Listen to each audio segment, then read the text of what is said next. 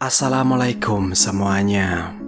Kasus dugaan pelecehan yang melibatkan Iwayan Agus Suratama atau yang dikenal sebagai Agus Buntung, seorang penyandang disabilitas, memicu banyak spekulasi dan menimbulkan pertanyaan besar di masyarakat. Apakah mungkin seorang penyandang tunadaksa yang seharusnya mendapatkan perhatian dan perlindungan lebih justru melakukan tindakan pelecehan seksual? Apakah Agus adalah korban kriminalisasi atau dijebak? Atau apakah dia adalah monster sesungguhnya yang berlindung di balik topeng lemah dari penyandang disabilitas? Sebentar lagi saya akan mencoba menjawabnya.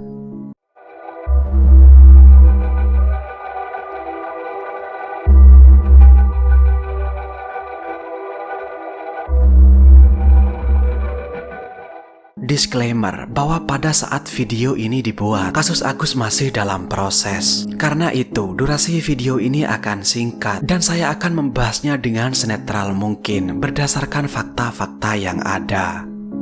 Kejadian ini terjadi di Lombok, Nusa Tenggara Barat. Kasusnya pertama kali terungkap pada 7 Oktober 2024 setelah seorang mahasiswi melaporkan dirinya sebagai korban dari aksi yang dilakukan Agus. Berdasarkan laporan itu, polisi melakukan penyelidikan dan menetapkan Agus sebagai tersangka. Tapi dalam prosesnya, kasus tersebut mencuat jadi sorotan publik, khususnya di media sosial, karena Agus mengklaim bahwa dia difitnah oleh korban. Agus mengatakan, jangankan melakukan pelecehan, membuka baju dan celananya sendiri saja dia tidak bisa. Menurut Agus, dia sedang dikriminalisasi atau dijebak. Tapi seiring dengan berjalannya waktu, banyak korban lain muncul dan menceritakan pengalaman serupa seperti korban pertama. Sampai saat ini, korban yang melapor sudah berjumlah 17 orang. Ada beberapa kesaksian korban Agus yang menceritakan kronologisnya. Tapi sekarang, saya akan lebih berfokus pada rekonstruksinya saja. Rekonstruksi ini untuk mereka ulang adegan korban pertama Agus yang berinisial MA. Saat itu, korban MA datang sendirian dengan motor ke Taman Udayana. MA datang ke taman itu dengan niat untuk membuat konten di media sosialnya. Lalu Agus datang menghampiri dan mengakrabkan diri. Di titik ini ada dua perbedaan kesaksian antara korban MA dan Agus. Menurut MA, saat itu Agus menghampirinya dan bertanya apakah MA seorang mahasiswi. MA menjawab iya. Agus lalu mengklaim sebagai mahasiswa di kampus yang sama dengan MA. Menurut MA, saat itu Agus mengajaknya ngobrol cukup panjang dan Agus mengaku punya ilmu batin. Bahkan saat itu Agus menanyakan hal yang sangat pribadi yang mengarah ke seksualitas. Setelah itu, Agus mengajak korban pindah ke belakang taman dengan nada tegas agar korban menurut.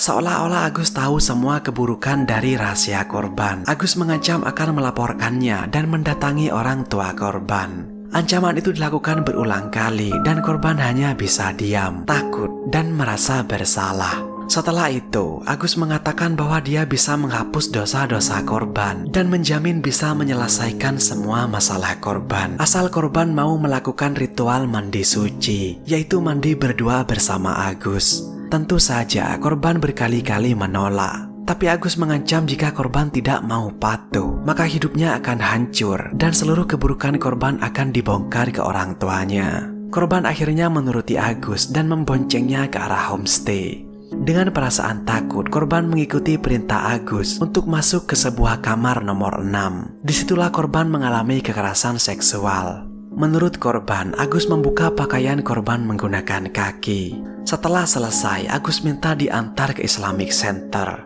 Diantarlah Agus ke sana. Saat akan berpisah, Agus sempat bertemu rekan korban yang ikut menjadi saksi. Setelah itu, Agus pergi meninggalkan korbannya. Sedangkan menurut versi Agus, saat itu Agus mendatangi MA yang sedang duduk sendirian. Mereka ngobrol singkat dan Agus minta diantarkan pulang. MA setuju, tapi sebelum diantar pulang, MA dan Agus sempat melihat orang berpacaran yang sedang bermesraan di Taman Udayana. Agus lalu dibonceng oleh MA untuk diantar ke rumahnya. Tapi di pertengahan jalan, MA bertanya pada Agus, apakah Agus tahu tempat melakukan hubungan mesra seperti yang dilakukan orang pacaran di taman tadi?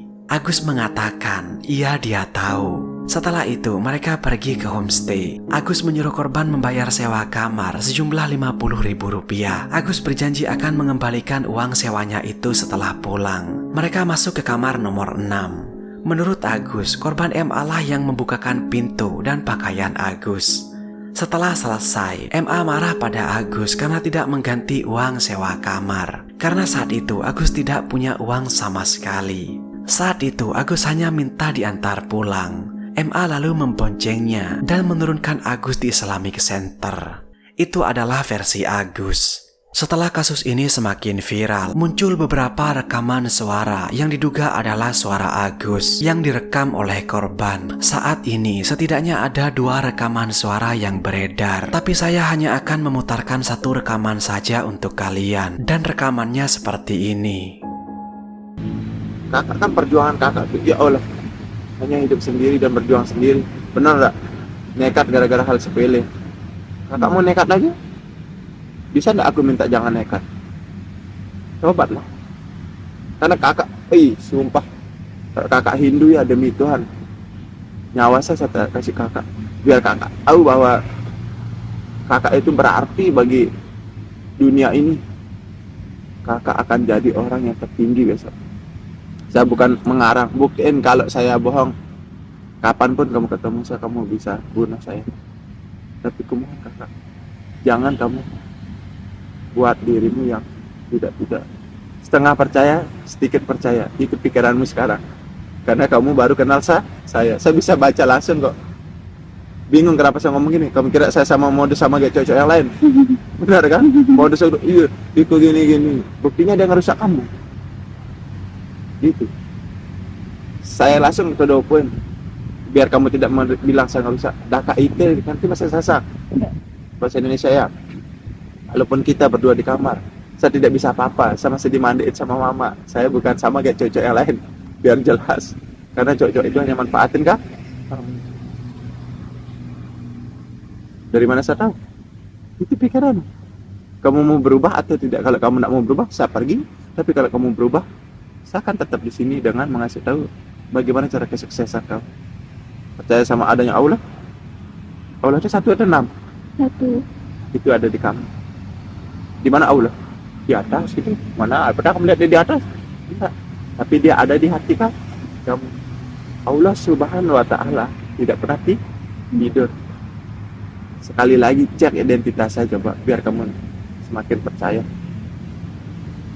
Saya guru terbajang di Lombok. Perlu dicatat bahwa keaslian dari rekaman yang baru saja kalian dengar tetap perlu dibuktikan keasliannya oleh ahli di pengadilan. Saat video ini dibuat, kasus Agus sudah berjalan 2 minggu. Dan sampai sekarang, opini masyarakat masih terbagi 2 tentang apakah Agus memang pelakunya ataukah sebenarnya Agus adalah korban. Kebingungan publik ini terjadi karena kasus ini melibatkan 2 kelompok rentan, yaitu wanita dan difabel. Kelompok pertama ada wanita, dan saya sudah membahas kronologis korban pertama yaitu MA. Mungkin masih ada keraguan di hati kalian, tapi masih ada 16 korban lagi, yang beberapa di antaranya adalah anak di bawah umur, yang mengakui kejadian yang sama persis seperti apa yang dialami korban pertama. Dan semua korban mengakui bahwa mereka dibawa masuk ke kamar yang sama, yaitu kamar nomor 6 di homestay tersebut. Dan kelompok kedua yaitu difabel. Perlu dicatat bahwa Agus selaku tersangka menyandang disabilitas sejak kecil, sehingga Agus ini bisa disebut sebagai difabel atau different ability, yang artinya dia bisa menulis dengan rapi pakai kaki, makan pakai kaki, bisa naik sepeda motor, bisa memainkan alat musik, dan tanda tangannya pun konsisten. Agus bisa melakukan banyak hal dengan baik yang bisa kita lihat dari banyak videonya yang beredar di media sosial. Maksud saya, Agus tidak sesederhana itu. Dia tidak selemah orang yang menyandang disabilitas pada usia dewasa. Tapi walaupun dengan semua fakta itu, tetap menyisakan keraguan di hati kita yang mengembalikan kasus ini ke pertanyaan yang paling mendasar. Apakah bisa seorang penyandang tunadaksa melakukan tindakan kekerasan seksual?